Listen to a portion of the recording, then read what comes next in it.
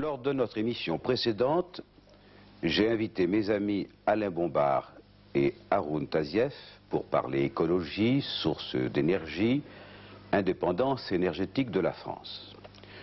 Aujourd'hui, nous nous entretiendrons de certains aspects de la vie quotidienne des Français. Et j'ai sollicité à cet effet Madame Jacqueline Cessillon, employée dans un centre de jeunes travailleurs, et sa fille Martine, étudiante, ainsi que Edith Cresson, maire d'une commune rurale de la Vienne, Thurée, et en même temps député à l'Assemblée européenne. Et c'est Roger Louis, que vous connaissez, qui animera ce débat. Eh bien, s'il est vrai que de témoigner d'une vie, c'est déjà commencer à faire de la politique, c'est un peu par ça que nous allons commencer, si vous le voulez bien, Jacqueline. Témoigner de votre vie. Oui, eh bien ma vie à moi, elle est ni plus ni moins facile que celle des autres. Je suis âgée de 40 ans, je suis mariée, j'ai 2 enfants. Mon père était cheminot et ma première grande injustice, je l'ai ressentie en 1953. À août 53, la grande grève de la SNCF. 3 semaines, cela a marqué.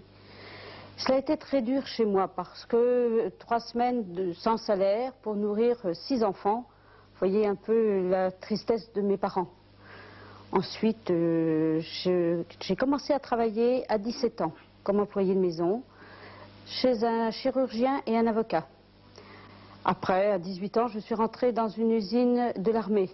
Je travaillais à la chaîne, alors là, croyez-moi, c'était pas facile. Ma première injustice aussi, dans le domaine du travail, je l'ai peut-être ressentie là, parce que je voulais être assistante sociale. Je voulais m'occuper des autres, peut-être, ou du moins avoir des contacts avec les autres. Ce n'a pas été possible de par la situation de mes parents. Et cela, c'est quelque chose que j'ai ressenti à ce moment-là, mais encore maintenant. C'est quelque chose que je traîne toujours avec moi. Ensuite, je me suis mariée, j'avais 20 ans passés, j'ai eu 2 enfants et j'ai fait le choix, au moment de mon mariage, de ne pas retravailler. Je voulais rester à la maison pour garder mes filles, m'occuper de ma maison, ce qui ne m'empêchait pas pour autant, quand même, d'être attentive à ce qui se passait dans mon quartier, c'est-à-dire au travers des associations de quartier et aussi, par exemple, au niveau des parents d'élèves. J'ai toujours été très attentive à ce qui se passait dans ce domaine. Parce que c'est pas chose facile, il ne faut pas croire. C'est pas parce qu'on reste à la maison que c'est très facile, c'est pas vrai. Les injustices, on les vit. On ne s'en rend pas compte tout de suite que le monde est un monde injuste dans une vie. Non. Ça s'apprend, l'injustice. Ça s'apprend, c'est parce que ça se vit, c'est le cas. Bon, on commence très jeune. Et puis c'est après aussi qu'on se rend compte que tout ce qu'on aurait voulu faire, on n'a pas pu le faire à cause de toute cette injustice. On n'a pas su comment on aurait pu orienter nos enfants, par exemple, comment mes parents auraient pu m'orienter. Ils n'ont pas su. Mais ce n'est pas chose plus facile actuellement pour orienter les enfants. Je pense par exemple aux jeunes filles qui voudraient prendre des métiers dits de garçons. Ma seconde fille a choisi de faire le métier de réparatrice motocycle. Croyez-moi, ce n'est pas très bien perçu. Et le corps enseignant non plus n'est pas toujours très favorable à ce genre de choses. C'est une injustice. Et ça, c'est très perçu au niveau des jeunes. Et votre vécu de femme? Mon vécu de femme. Alors là, maintenant, je ressens d'autres choses après avoir repris mon travail dans un foyer de jeunes travailleurs. Ce n'est pas par hasard, puisque je souhaite toujours être en contact avec les autres. Et là aussi, par exemple, dans une entreprise qui se trouve là où je réside, 96% sont des employés femmes, 4% ce sont des hommes. Bien sûr, il faut penser que les hommes, ce sont des cadres. Et ce qui me révolte, et ce qui est révoltant pour une femme, c'est que même si elle a les possibilités d'être cadre, qu'elle a les bagages, on ne lui reconnaît pas ce droit-là. Et ça, c'est une injustice que moi, je ne peux pas supporter. C'est très difficile pour une femme de ne pas être reconnue comme telle au niveau de ses fonctions. Et vos préoccupations de mère aujourd'hui, c'est quoi alors? C'est évidemment tant pour mes filles que pour les jeunes qui m'entourent au foyer, c'est le chômage, le travail par intérim aussi, toutes ces choses-là. Et ça, c'est une injustice. C'est pourquoi quand on parle de changement, il ne faut pas en parler, il faut le vouloir, parce que pour moi, c'est quelque chose d'indispensable. Il nous faut absolument un changement. Parce que tous nos jeunes qui vont être chômeurs, ou ce travail où ils sont exploités, ça ne peut plus durer. C'est pourquoi, vraiment, moi, je dis, il faut changer. Martine, votre vécu à vous, enfin, il n'est pas très important jusqu'à maintenant. Oui. Bien, moi, je suis étudiante à Rennes en lettres modernes et en espagnol. Je fais ces études parce que, avant tout, ça me plaît, parce que matériellement, grâce à mes parents, ça m'est possible, ça c'est important, c'est pas permis à tout le monde de continuer ses études. Puis parce qu'aussi, je voudrais être bibliothécaire. Bon, c'est un métier où, en ce moment, on nous dit il n'y a pas de place. Or, pourtant, Dieu sait s'il manque des bibliothèques, s'il en aurait un grand besoin dans des tas de villes. Et je fais ça, j'ai espoir d'être bibliothécaire un jour. Heureusement que j'ai l'espoir, mais certaines fois, il m'arrive de douter parce que quand je vois tout le chômage, des tas de gens qui font des études, j'ai des amis qui ont des maîtrises, des doctorats et qui sont au chômage. Alors on se demande bon, pourquoi faire des études si c'est pour ensuite être encore au crochet de ses parents. C'est pas facile pour tout le monde. Je ne peux pas me permettre de rester 1 an, 2 ans à vivre chez moi alors que je pourrais travailler. Et c'est une préoccupation qui est partagée par tous vos oui, bien sûr. amis Je pense représenter la plupart des jeunes, autant en faculté que ceux qui ont arrêté au bac, ou ceux qui ont arrêté au brevet, tous les gens qui se demandent qu'est-ce qu'on va faire plus tard. On est là, on étudie, on a arrêté, mais quoi après? C'est le trou. Et moi aussi, j'espère qu'il va y avoir une progression, une transformation, un changement qui me permettra de faire un métier que j'ai envie de faire et qui me plaira. Changer, oui. Changer, mais comment, François Mitterrand? Vous avez la réponse est politique pour l'instant. Cela changera si les Français le décident. Et bientôt, et vite. C'est-à-dire le 26 avril d'abord, puis le 10 mai. Mais si vous voulez bien, on pourrait revenir au sujet qui vient d'être traité par Jacqueline Cessillon et repris par Martine. Parmi les mesures que j'ai préconisées pour lutter contre le chômage, elles sont au nombre de 6, de 7, très importantes, et le cadre de cette émission ne me permet pas de les développer. D'ailleurs, ce n'est pas l'objet même de notre conversation. Mais l'une d'entre elles a été vivement prise à partie, d'une façon surprenante, notamment par le candidat sortant. C'est celle qui consiste à permettre le recrutement de 210 000 agents de l'État et des collectivités locales. On dit recrutement de fonctionnaires, bureaucratie, qu'est-ce que ça veut dire? Il faut renverser le problème. Je n'ai pas cherché à réduire le chômage en créant des postes de fonctionnaires. Je me suis d'abord intéressé au service public, c'est-à-dire est-ce qu'on en a besoin? Et je pose la question, est-ce qu'on a besoin d'instituteurs, par exemple? Alors qu'il y a tellement d'auxiliaires qui attendent d'avoir une situation régulière, alors qu'il y a tant de classes surchargées. Naturellement, on a besoin d'instituteurs. A-t-on besoin d'infirmières, d'aides-soignantes, en particulier dans les hôpitaux? Le service médical marche ordinairement fort bien.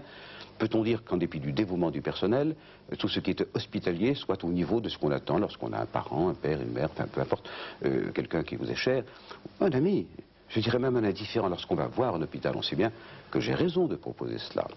Je pense aussi aux crèches, je pense aux aides ménagères pour les personnes âgées, aux crèches pour venir en aide aux jeunes mères de famille. Il y a besoin de personnel. Je pense aux postiers en particulier, l'énorme volume de lettres et surtout des colis, de transformation des techniques, la nécessité de disposer d'un personnel afin que le courrier ne soit pas en souffrance. Tout cela, ce sont des nécessités. Alors je réponds à ces nécessités et j'y réponds d'une façon doublement utile, c'est-à-dire qu'en même temps, je réduis le chômage, je pense le réduire, puisque je m'adresserai à des jeunes pour leur premier emploi. C'est ce qui me permettra de consacrer 12 milliards de francs à ce recrutement, d'ailleurs 12 milliards de francs qui seront largement compensés par le fait qu'il y aura moins d'allocations de chômage à servir, qu'il y aura désormais des cotisations sociales, qu'il y aura aussi des impositions fiscales. Bref, c'est la vie qui reprendra.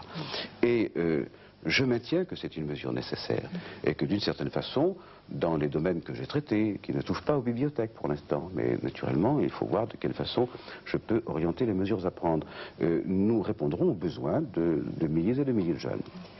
Ces besoins, moi, je peux dire qu'ils existent. Les élus des communes rurales le savent bien, parce que nous voyons les gens qui viennent dans nos mairies pour expliquer leurs problèmes et tenter de les résoudre avec nous. Au niveau des écoles, par exemple, eh bien, les écoles à la campagne, en ce moment, elles ferment, les unes après les autres. Les écoles ferment et les villages dépérissent.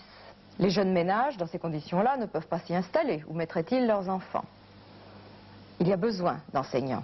Il y a besoin de cesser d'avoir des classes surchargées et d'avoir des écoles dans nos villages, partout.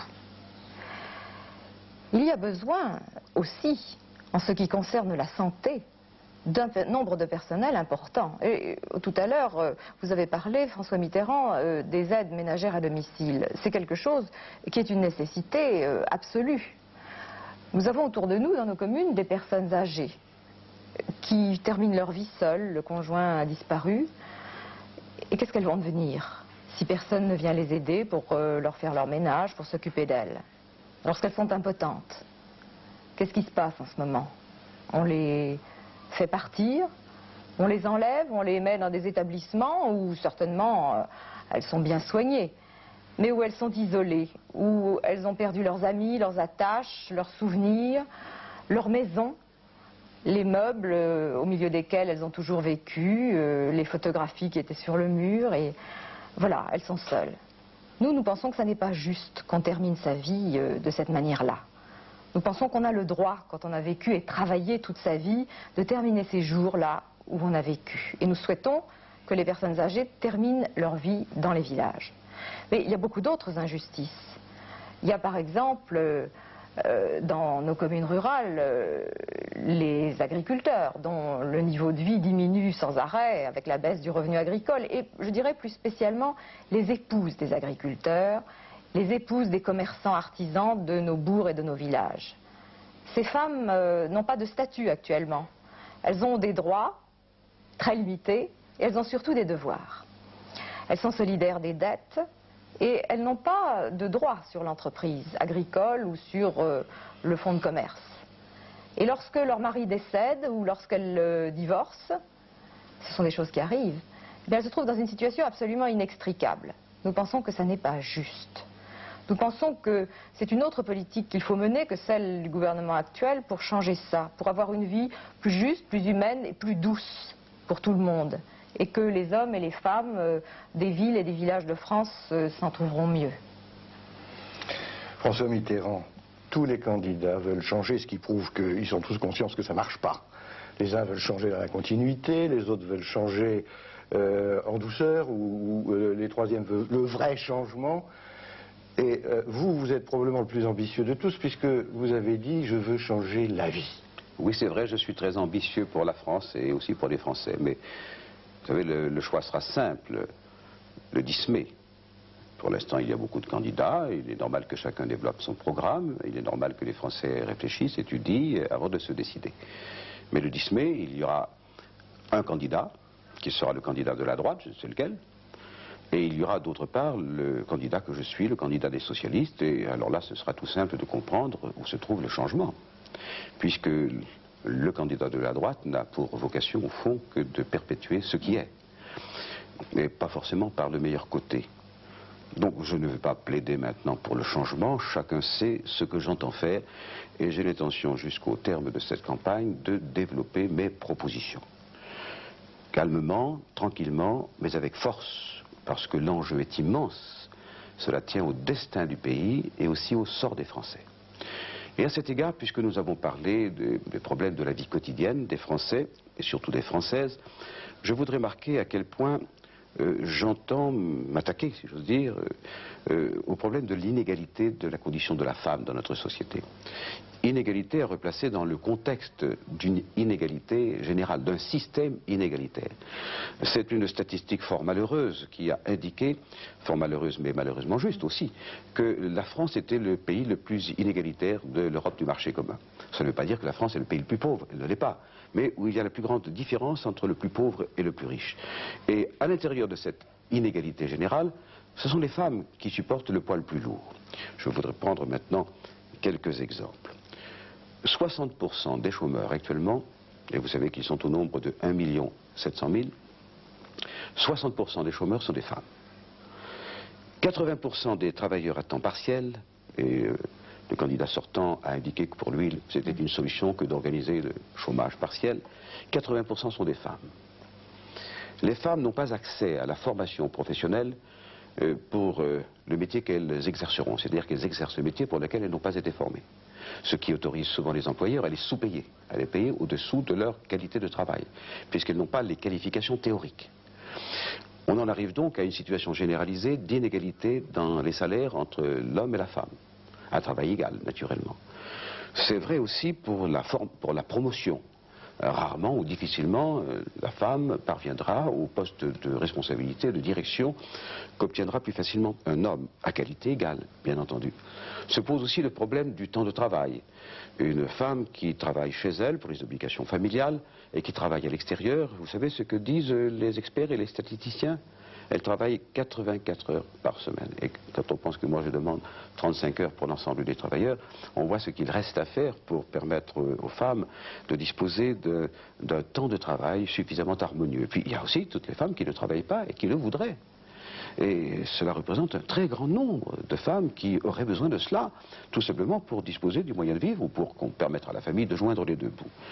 Alors, je veux, sur tous ces plans, faire des propositions, et ce que j'en ai dit maintenant est suffisant pour comprendre où se trouve mon orientation. Je veux l'égalité de la condition pour la femme. Et puis un certain nombre de mesures, de caractère matériel sans doute, mais indispensables. Il faut par exemple faire monter, cela s'applique pour le conjoint qui survit, mais il y a beaucoup de femmes, vous le savez, il y a beaucoup de veuves, beaucoup de femmes seules aussi, qui sont devenues seules. 50% du taux de réversion, le taux de réversion à 50%, il faut l'augmenter progressivement vers 60%. De la même façon, je veux entreprendre tout un travail qui aboutira à des réalisations législatives pour les veuves. Les dispositions prises par le candidat sortant sont de bonnes dispositions. Malheureusement, il les a fait payer par les salariés plutôt que de s'adresser à l'ensemble du pays. Preuve d'inégalité supplémentaire. Enfin, se pose le problème de la vie personnelle des femmes, de la régulation des naissances, de la maîtrise de son propre destin, des relations d'un couple, des relations d'une femme par rapport à ses enfants. Tout cela exige que les lois soient appliquées de façon humaine et juste, sans quoi vont commencer de nouvelles inégalités entre les femmes des milieux modestes et les femmes des milieux plus riches. Tout cela m'aboutit à dire simplement, pour l'immense effort national auquel j'appelle les Français, il faut d'abord penser que cet effort ne sera rendu possible que si la charge est égale pour tous.